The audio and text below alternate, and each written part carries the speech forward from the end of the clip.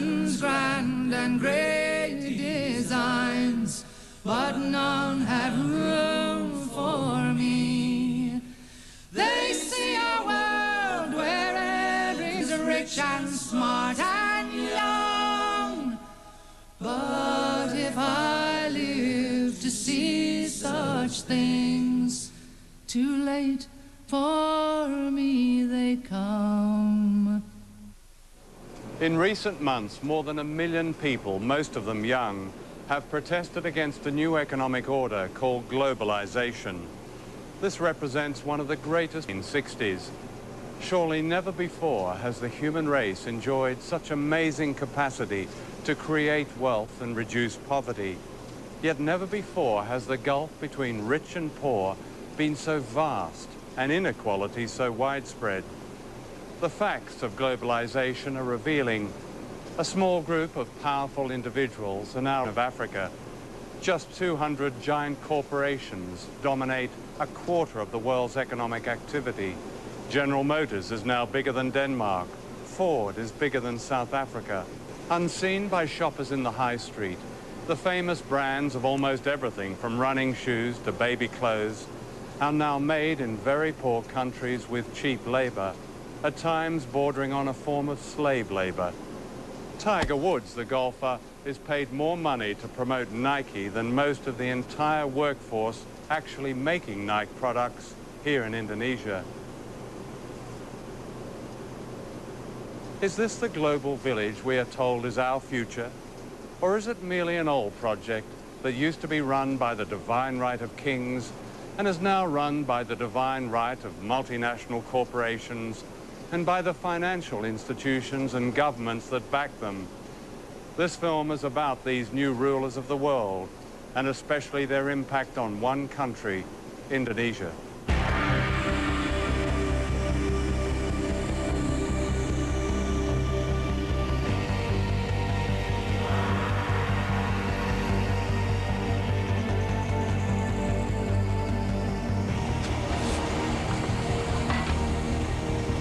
Indonesia is where the old imperialism meets the new. This is a country that should not be poor. It's rich in almost everything. Mountains of copper and gold, oil, timber, and the skills and labor of its people.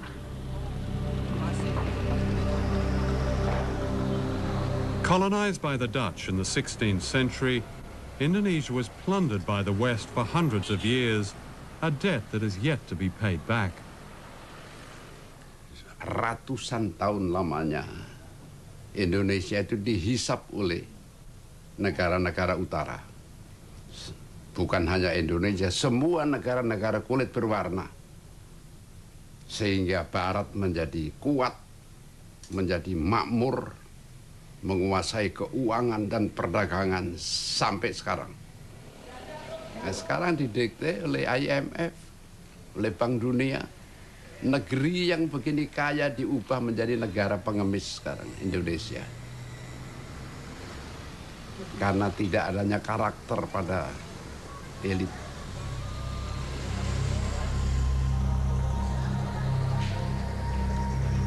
Globalization is used by its champions to suggest a coming together of people of all races, of all countries, and it will relieve poverty, it will distribute wealth. What we're actually seeing is precisely the opposite processes in train, that the poor are becoming markedly poorer, while the very wealthy are becoming staggeringly wealthy. And here are some of the staggeringly wealthy. This is a wedding in Jakarta of the Indonesian elite. Two merchant families are being united. 4 years ago, the World Bank called Indonesia a dynamic economic success, a model pupil of the global economy. Among the Versace dresses and diamonds are those who've reaped the benefits of the new global freedoms. Freedom to watch money make more money. In this respect, they could be any nationality. Outside this wedding, there's another world. In Indonesia, as many as 70 million people live in extreme poverty. We calculate that it would take an Indonesian worker like this waiter, 400 years to pay for a wedding reception like this.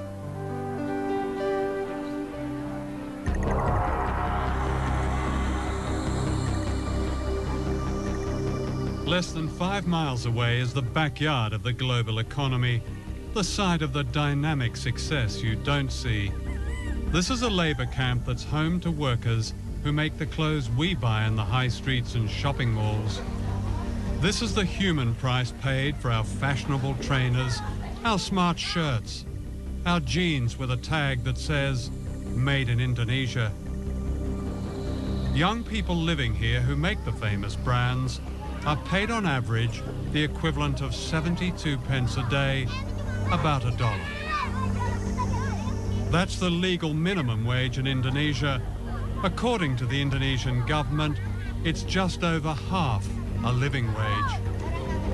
The dormitories are made from breeze blocks and packing cases. When it rains, they flood. There are open sewers and no clean running water. Many of the children are undernourished and prey to disease. While I was filming here, I caught dengue fever, carried by the mosquitoes which infest these slums. It kills children. The conditions here are not very different from workers' camps in other parts of Asia, in Africa and Latin America, where the famous brands are also made cheaply for lucrative Western markets.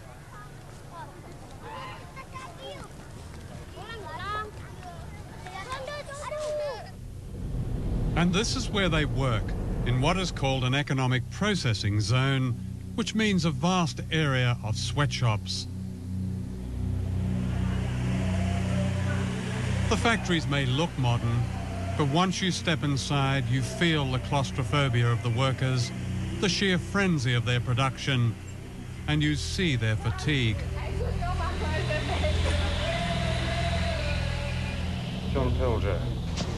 Posing as fashion buyers, we film secretly in this factory. The factories are owned by Taiwanese and Korean contractors who employ cheap labor to make the products of famous brands such as Nike, Reebok and Adidas. We looked at one famous brand, Gap. The working conditions we found are by no means the worst. So you do Gap, of course. You do lots of Gap. And I mean the quality control of Gap, I think, is excellent. In the future, We found more than 1,000 mostly young women working crowded together under the glare of strip lighting in temperatures that can reach 40 degrees centigrade.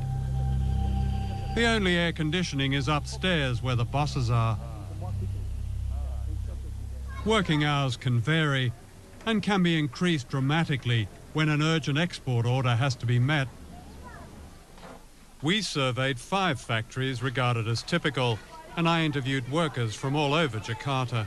You work a 24-hour shift with just a couple of breaks, and then 2 hours later you start another shift. So in effect you work a 36-hour shift. Saya kerja long shift tuh dari jam 7.30 sampai pagi lagi 7.30, pas terakhirnya sore jam 18.30. Are you given any choice? Nggak bisa. What would happen if you refused to do this 24-hour shift? Ya mungkin ada hukuman, tapi belum pernah menolak sih. Jadi takut aja. On these long 24-hour shifts, do you recall what labels you were packing? Kebanyakan Gap sama Olevi. Do any of the people from the Gap company ever visit your factory? Sering. Do they ever ask you about or investigate the working conditions, your working conditions? Dulu pernah ada tuh, tapi di personal itu anaknya tuh udah dikontak duluan gitu, udah nggak boleh ngomong yang salah gitu, harus sesuai omongan dari personal dia. What did they tell you to say? Ya misalkan nggak bilang lembur longsip, terus pokoknya tidak boleh membuka rahasia perusahaan, tidak boleh menjelek-jelekan perusahaan. This is what the Gap company calls a code of conduct. In response to criticism, famous global brands like Gap have come up with these codes. They say the idea is to set standards and protect workers, but how effectively is it enforced? You have to come to Indonesia to really realize what codes of conduct means, and that it is almost useless to exercise or to implement code of conduct here in this country, because this government is always campaigning cheap labor here in Indonesia to attract the foreign investment, and codes of conduct cannot do anything about that. And because Indonesian workers is already very poor, and the rate of unemployment here is very, very high, so that people will work whatever kind of work they have, or how much they paid, they will still work.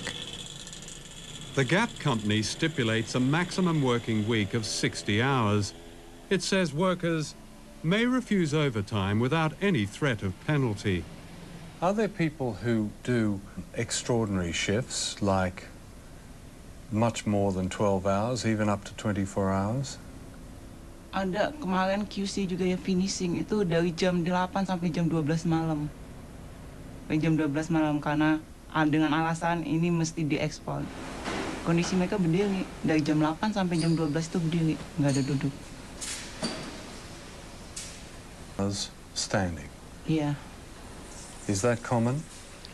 Kalau ekspor yang ini, ekspor harus selesai targetannya tanggal sekian, mesti. Is the Gap Code of Conduct displayed in the factory?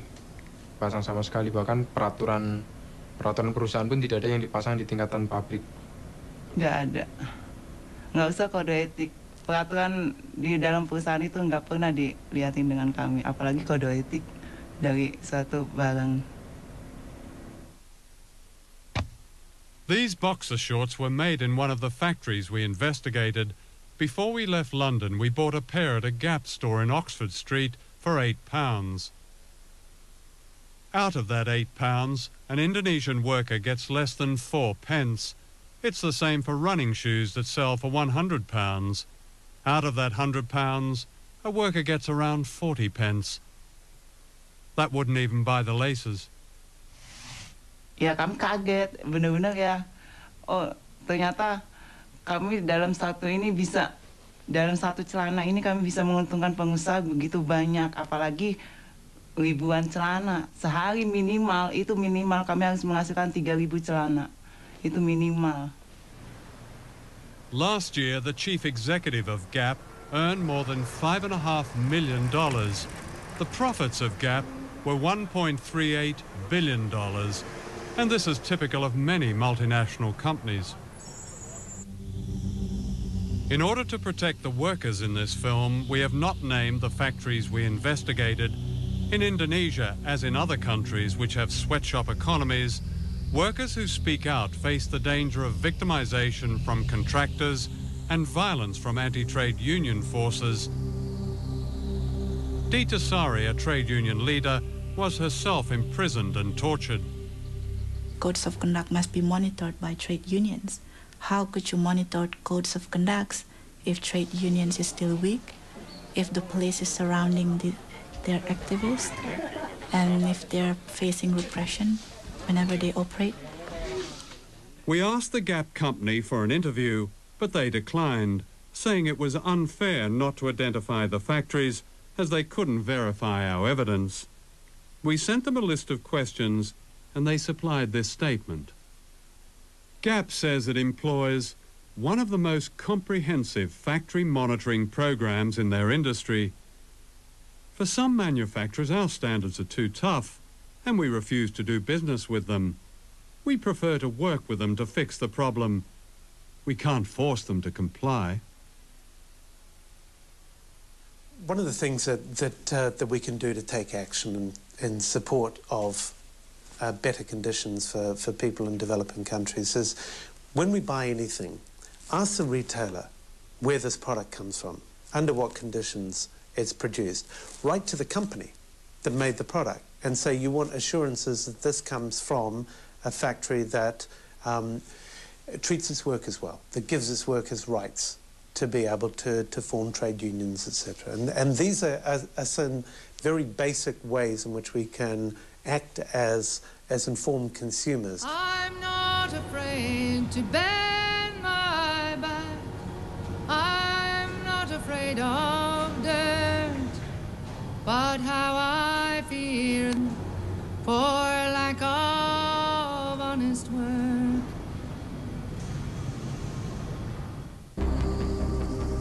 Globalization in Asia has a secret history. The great sweatshops and banks and luxury hotels in Indonesia were built on the mass murder of as many as 1 million people, an episode the West would prefer to forget. But many people here have not forgotten. In recent years, people all over the country have begun searching for the remains of loved ones murdered when General Suharto seized power in the mid-1960s, aided by the United States and Britain.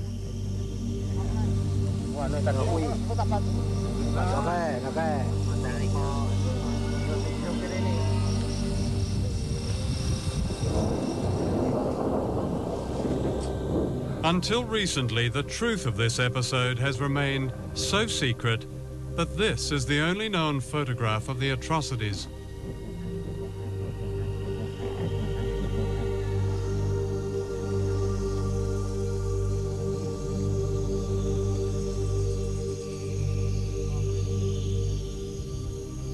One day in early October 1965, a gang of thugs entered this school in Jakarta and beat to death the headmaster.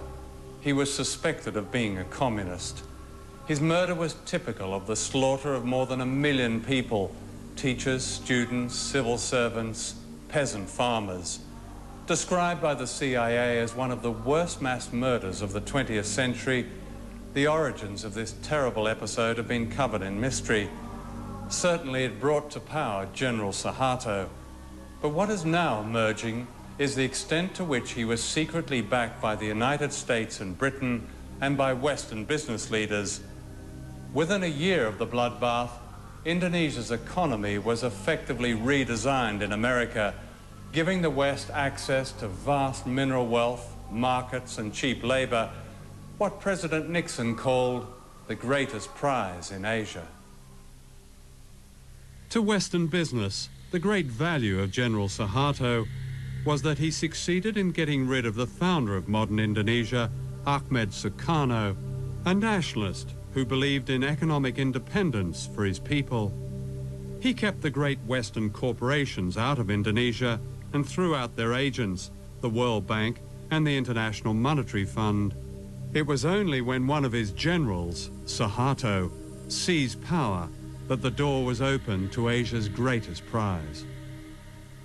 When the Suharto regime came in after the putsch, they were able to make a lot of the fact that they were calling the IMF and the World Bank back in. They were going to rescue them, you see, and British propaganda in particular made a lot of this. You know, the IMF was decent, and it was going to bring order, and everything was going to be lovely in the Indonesian garden. And as I say, a British diplomat still alive has said to me that was very much a part of the deal. Britain and the United States secretly conspired to back General Suharto. The American ambassador assured him that the US government is generally sympathetic with and admiring of what the army is doing.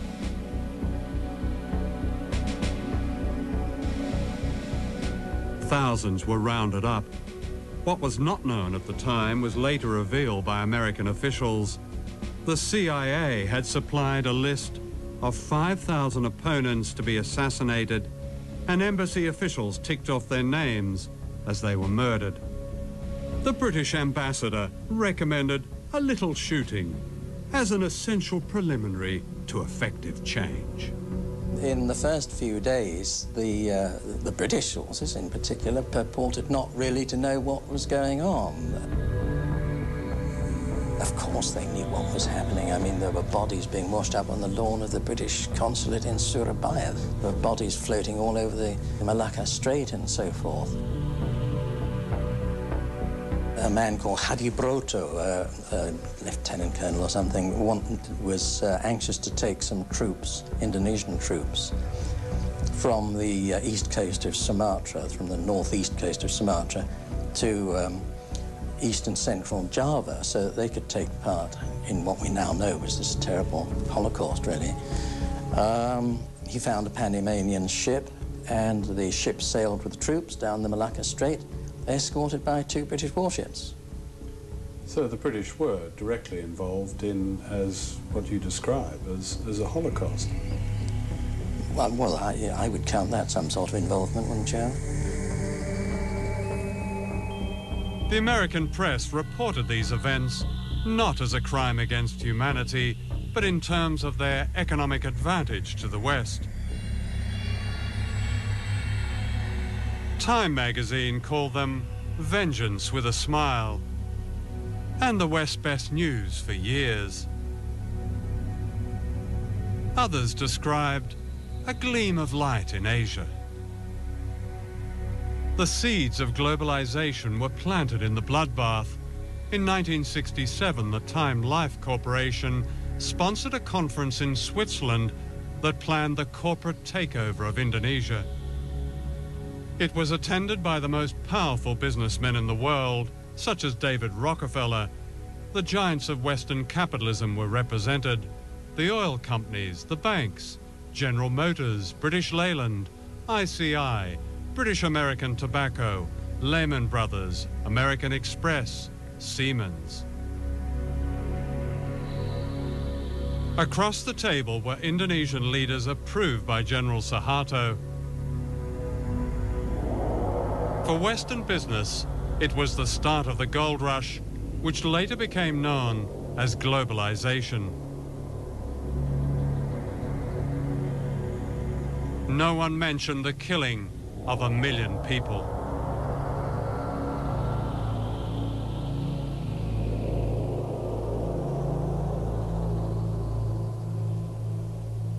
I've never, ever heard of a situation like this for any country, where global capital essentially holds a meeting with state and hammers out the conditions of their own entry into the country. The conference went on for 3 days. The first day was when the Indonesians spoke and essentially made their case. They divided into 5 different sections on the second day. Sectoral meetings, mining in one room, food services, light industry in another, banking and finance in another. Chase Manhattan was there. And simultaneously, they hammered out policies that were going to be acceptable to these global investors on a sector-by-sector basis, with each of the people going around the table saying, this is what we need to see, this, this, this. And they basically designed the legal infrastructure for investment in Indonesia.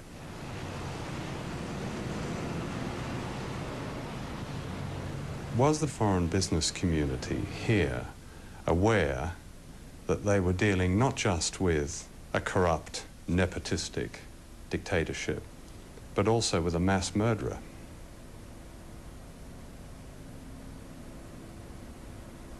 That's a very general question. Well, no, it's quite specific, actually. I mean, mass murder is mass murder.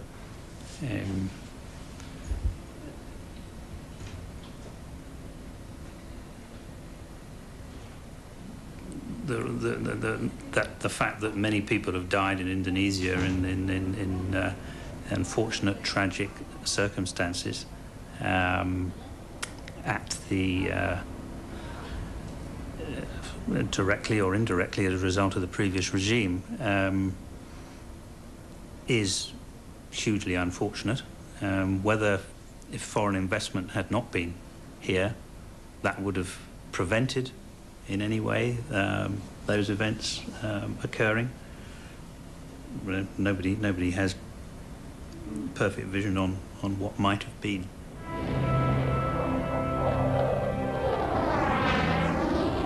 Globalization began in Britain in the 1980s when Margaret Thatcher dismantled much of manufacturing and poured millions of pounds into building up the arms industry, Indonesia became an important British arms market, and General Suharto was sold everything lethal, from fighter aircraft and missiles to warships and machine guns. Unknown to the British public, millions of pounds went to the dictator in export credits. In other words, a large part of his arms bill was paid by the British taxpayer. So important was Suharto as a business partner that the mass murderer was welcomed to London by the Queen.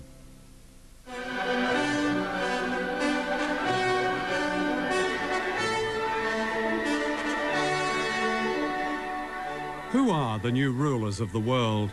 Their empire today is greater than the British Empire ever was. This is the center of this new empire, all within a square mile in Washington. Down the road from the White House and the US Treasury is the World Bank and the International Monetary Fund.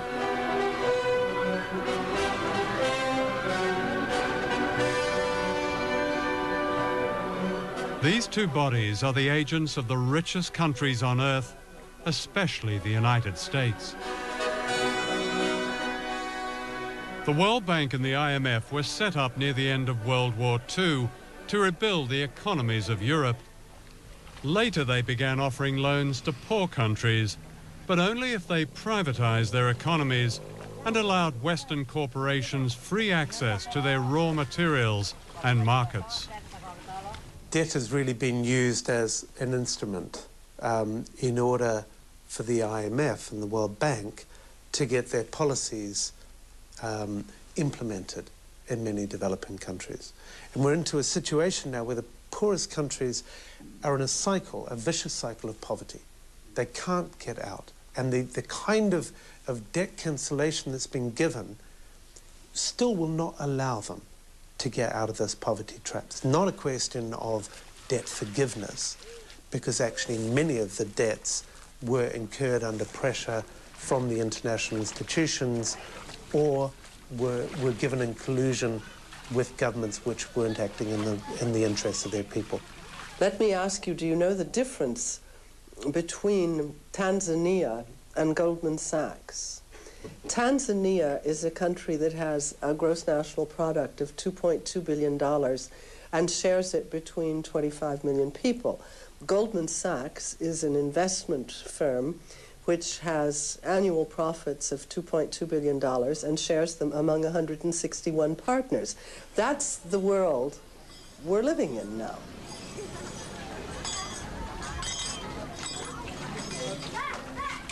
The World Bank says its aim is to help poor people, promoting what it calls global development. It's an ingenious system, a kind of socialism for the rich and capitalism for the poor.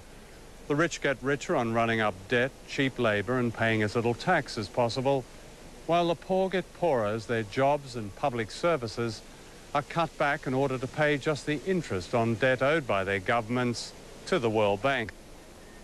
Here in Indonesia, where most people are poor, the handouts to the rich have been extraordinary, to say the least. Internal documents of the World Bank confirm that up to a third of the bank's loans to the dictatorship of General Suharto went into the pockets of his cronies and corrupt officials. That's around $8 billion.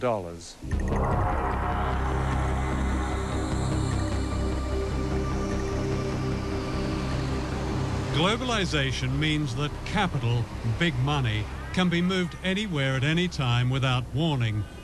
In 1998, short-term capital was suddenly pulled out of Asia, crippling the miracle economy overnight. When the Indonesian rupiah collapsed from being roughly 2,500 rupiah to the dollar to being what it is now, 10,000 rupiah to the dollar, the costs to Nike for each Indonesian laborer was cut to 25% of what it had been.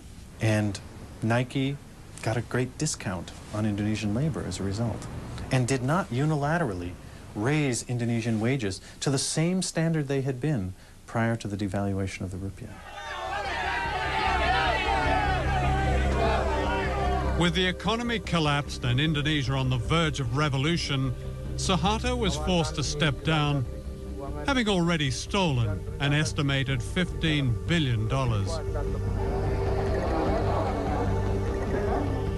During his reign of more than 30 years, Suharto had handed out public utilities to his family and cronies. They owned most of the national power grid.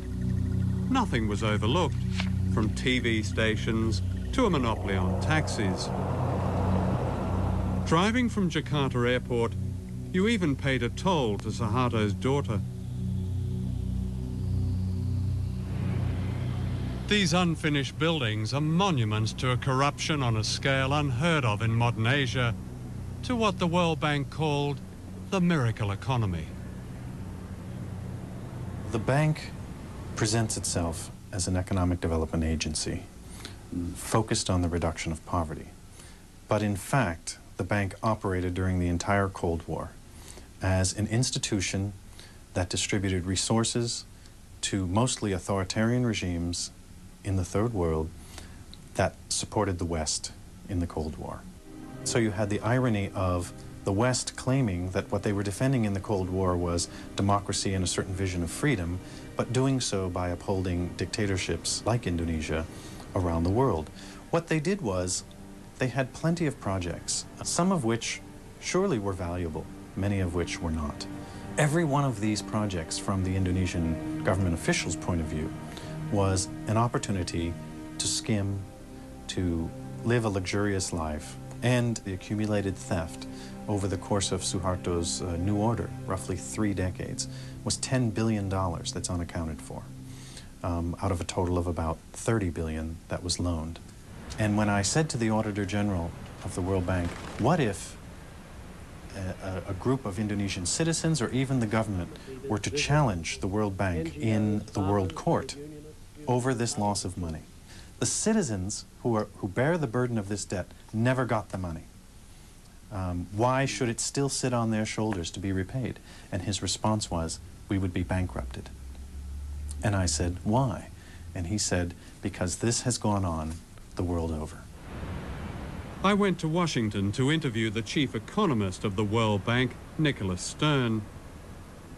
I asked him to explain how almost 30% of World Bank loans to Indonesia had been lost or stolen. We simply don't know what that number is. Here's your own internal report, August 97. I quote, we estimate that at least 20 to 30% of Government of Indonesia development budget funds will payments to government staff and politicians. That number was plucked out of the air. Lots of times we have to guess with numbers, and the person who wrote that was guessing. Somebody comes up with a number and it gets recycled. But a lot of money. I don't want to dismiss the issue. Just let's not get hung up on one figure, which isn't a particularly hard no, figure. but I mean, if it's a third of what the World Bank has put into one country... No, then it's a serious question. When you have a loan, there's a lender and a borrower, and they share the responsibility in some way. There's a strong case that has been made by people who've seen this evidence that the World Bank was duped by the Suharto regime, claiming that poverty had dropped to 30 million, and in fact poverty was around about 60 million. Let's talk about the harder figures. The income poverty figures are always the most difficult ones to get your hands on. But I think the illiteracy figures in the infant mortality figures are in this case probably more reliable. And there was some progress during that 30-year period, significant progress, I mean, cutting illiteracy by half and so on. That's a very important step forward, so let's not lose sight of that. In 1997, the World Bank described the economy under Suharto in a famous report as absolutely dynamic, doing everything right, terrific, brilliant. You know, by that time, the whole Asian thing had already started to collapse. It wasn't until the following year that the World Bank, for the first time in 30 years, had anything to say about a regime that is guilty of mass murder. Why was there such a silence that seemed to a lot of people simply to be complicity with this murderous dictatorship? I think if we look back on our analysis of the economy and the politics at the time, we got a number of things wrong, and we have to understand that. We're going to get things wrong again. Not so many people called the Asian crisis before it happened. We failed along with That's your job, though, isn't it? You're all economists with fantastic degrees and brilliant backgrounds, and how can you get it that wrong? We're going to get it wrong some of the time. I think non-economists get it wrong a lot more often than economists. But this isn't a precise game, and there are going to be a number of occasions in the future where we get things wrong too.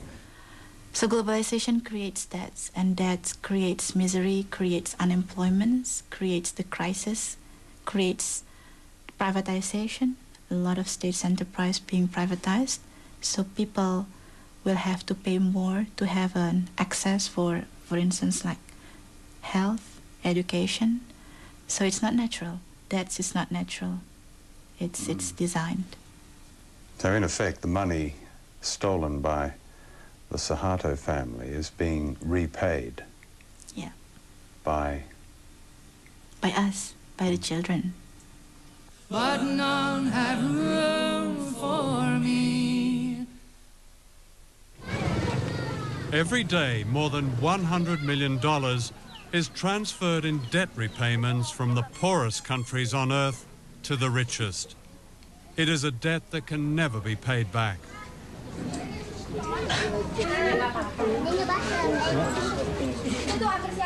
The poverty of families like this is compounded by Indonesia's huge debt. The conditions of the IMF's latest loan include a reduction in subsidies on certain fuel and food. Half this man's monthly wage of less than £40 goes on medical treatment for his children, who suffer from a serious blood disorder. As prices go up, he cannot even afford the special drugs that keep them alive. Keadaan anak saya yaitu yang pertama dia menderita sakit. Jadi tiap bulan dia harus transfusi darah. Jadi kalau seandainya nggak transfusi darah, dia tiap akhir bulan itu pucat. Kayak sekarang contohnya, bibirnya udah pada putih dua-duanya. Jadi akhir bulan itu mesti harus transfusi darah. Itu udah pasti. Pusingnya bukan kepalang. Ya kalau seandainya saya sakit gitu nggak bisa masuk kerja, ya udah apa boleh buat. Paling kita bisa cari pinjaman buat berobat anak gitu. Nanti setelah kita kerja lagi baru kita bayar gitu. Kita cicil. Udah mandi kok Mbak Sis. Kalau seandainya gitu ya, barang-barang naik, sedangkan UMR gaji gitu naiknya nggak seberapa, ya kita otomatis ya kita serahin diri sama Tuhan aja dah. Mungkin yang jelas mungkin berobat pun kayaknya nggak bisa. Jadi kita pasrah apa adanya. Sebab gimana kalau kita paksain untuk harusnya setiap pagi anak-anak kasih teh manis, sekarang enggak. Susu juga enggak. Ya paling kita bisanya teriak sama pemerintah, ikut lewat FNPBI begitu. Kita tuntut pemerintah dengan supaya naikin UMR 100%. Yang penting sekarang kan alhamdulillah bisa ketemu buat berobat. Biar walaupun kita makan pakai ikan asin, tapi udah alhamdulillah. In the global economy, one American corporation dominates the world trade in food grains, while almost half the world's population, like this family, attempt to live on less than $2 a day.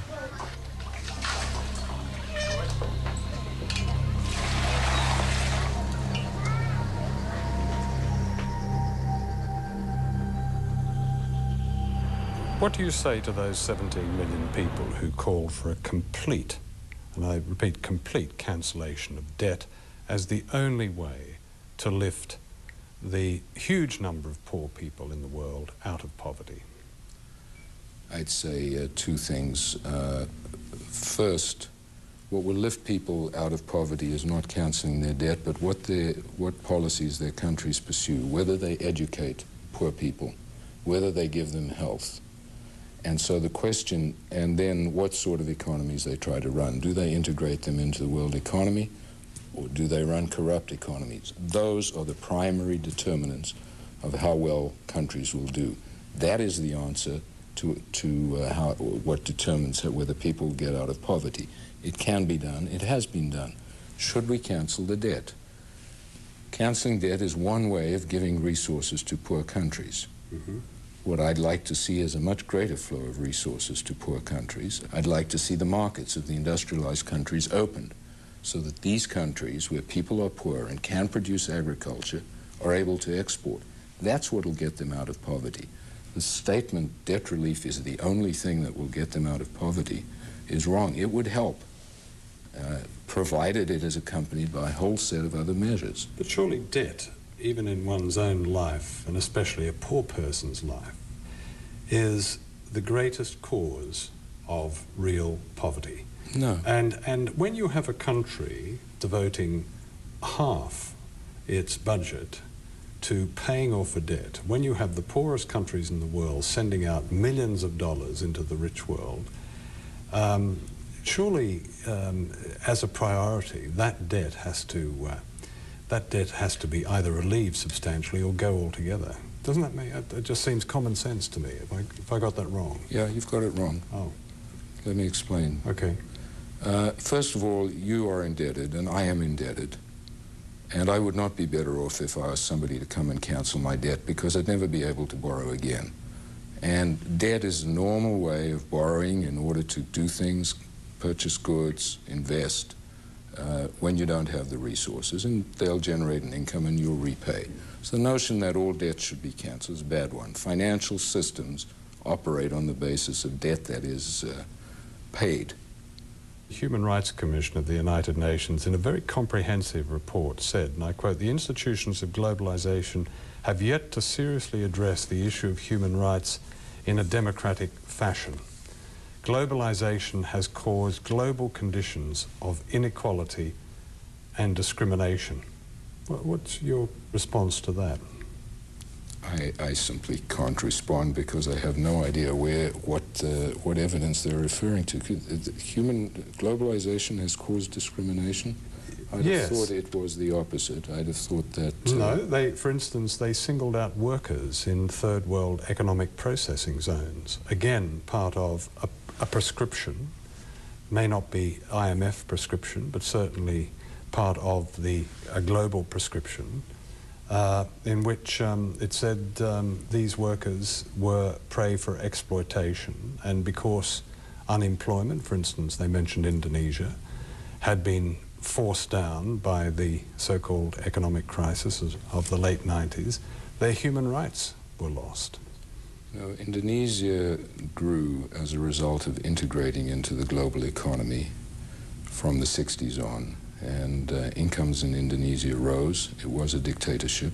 Some of their rights were suppressed, and it was a very bad dictatorship. Excuse me, Mr. Fisher, as you say, some of their rights were repressed. A third of the population of East Timor died or were killed under the Suharto regime. What are you asking me that question for? Do you think we supported the Suharto regime? Well, don't be ridiculous. Well, did you speak out against it?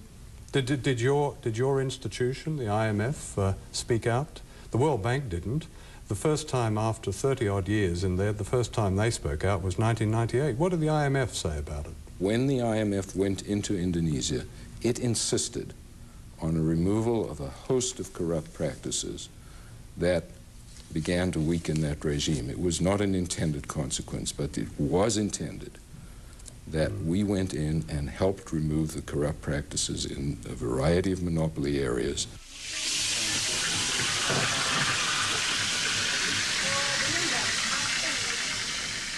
And because now the government, as recommended by the IMF, has already cutting off a lot of subsidies, not only oil and electricity, but also water and education and subsidies and agriculture.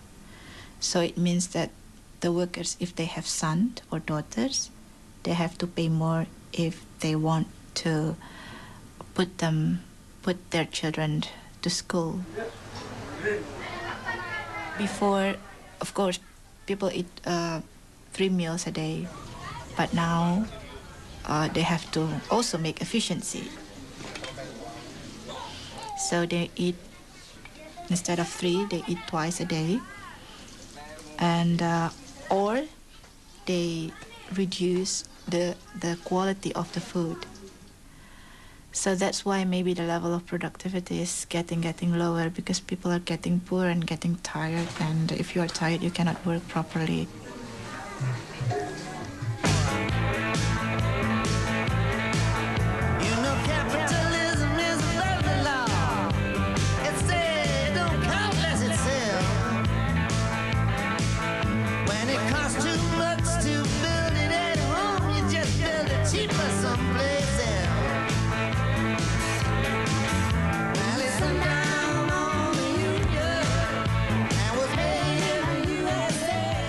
Two years ago, thousands of protesters from all over the world converged on the American city of Seattle, where the World Trade Organization was meeting. This was news because it happened in America. And yet throughout the world, in Africa, Latin America, Asia, a deeper movement against globalization has been growing for years. But this is not considered news. On every continent, millions of ordinary people have protested against the power of the IMF and the World Bank and the imposition of Western power. People have marched and petitioned against privatization, against selling off their water, against turning their farms into suppliers for the dinner tables of the rich. Now the protests have spread to Western countries, from Seattle to Melbourne, London to Genoa. The coverage of these events follows a pattern. It seems it's only news when there's violence, even when the great majority of the protesters are peaceful. In contrast, the violence of the economic policies they are protesting about is seldom news. In the weeks and days leading up to May Day in London, the police and the government orchestrated a propaganda campaign. The aim clearly was to alienate the public from the demonstrators by representing them collectively as violent and by suppressing the very issues that have public support. The limits of tolerance are passed when protesters, in the name of some spurious cause, seek to inflict fear, terror, violence and criminal damage on our people and property. To Tony Blair, the rich getting richer and the poor getting poorer is a spurious cause. And when May Day came, 6,000 police turned part of London's West End into a giant detention camp. I think the issue of violence, which we're constantly asked about, is our main way in. I think that the key to these things is actually getting mass amounts of people involved, because the media will put one point of view across time and time again, you know, the mindless hooligan side. But when you think about the mass redundancies, the poverty, the starvation, the literal raping of a country through third world debt and what have you, you know, that is violence on a huge scale. It's genocide. The newest ruler of the world is the World Trade Organization based in Geneva. The Economist magazine calls it an embryo world government, and yet no one has voted for it. The effect of its policies make it illegal for governments to hinder the profits of big business. This is known as free trade. If there's one feature about the global economy, it's the companies have globalized. But we haven't regulated the global companies. And that's the change that we've got to put into this international system if we're ever going to get rules that are fairer to workers, fairer to the world's poor, fairer to all of those who are affected by this international production system. People can't stand by, they can't be spectators when we're faced with forces like this. They join this movement and the movement starts to gather momentum. Already we've had some extraordinary successes.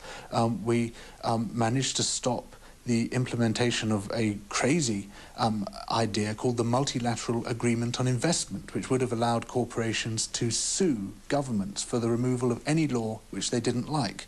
Now, that was being promoted, that idea, by the 29 most powerful countries on Earth. It was being promoted by all the major multinational corporations and all the big institutions such as the World Trade Organization. And a ragged band of dissenters around the world managed to stop it. We beat them. And if we can beat that, we can beat anything. What is with the people is the fact that the corporations and the superpower are using more and more fabricated propaganda. People can now see through the spin. People know they cannot believe anymore what is said. And the people are starting to withdraw their support. They're starting to say, no, a government that only protects the Pepsi and the Coke and the McDonald's is not our government. In rich countries like Britain, globalization is well advanced. The disastrous selling off of the railways and the creeping privatization of everything from healthcare to air traffic control.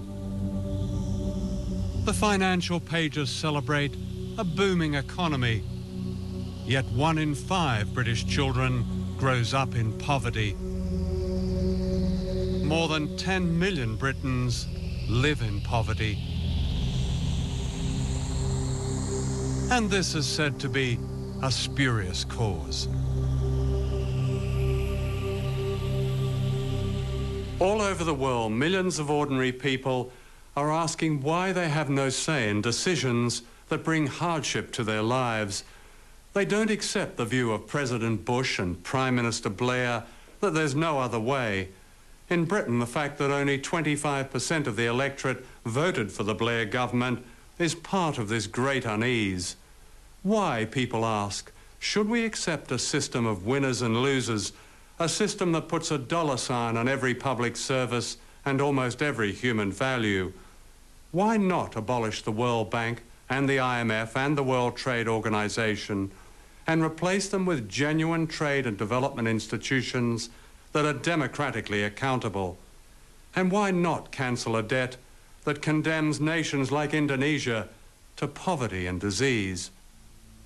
These are dangerous times. The one superpower left in the world has made its ambitions clear. This is a document of the United States Space Command. It says, the globalization of the world economy will continue with a widening between haves and have-nots. It says only military dominance will protect America's commercial interests. Why should we accept this?